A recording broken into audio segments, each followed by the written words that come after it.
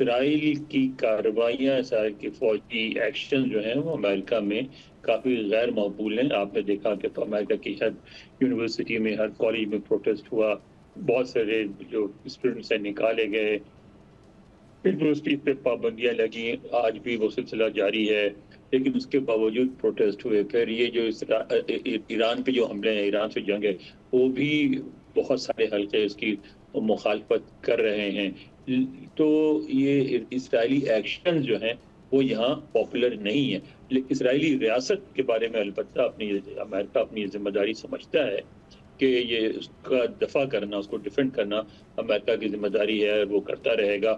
وہ کسی بھی ایسی سچویشن میں امریکہ ضرور مداخلت کرے گا جس میں اسرائیل کو شکست ہوتی نظر آئے یا اسرائیل کا جو ہے وہ اپر ہینڈ نہ ہو تو اس میں مداخلت کرے گا۔ مگر یہ جنگ جو ہے، اس میں صدر ٹرمپ نے جو کچھ کہا ہے وہ پاپولر سینٹیمنٹ بھی ہے امریکہ میں۔ سبسکرائب کریں اور بیل دبائیں تاکہ کوئی خبر رہ نہ جائے۔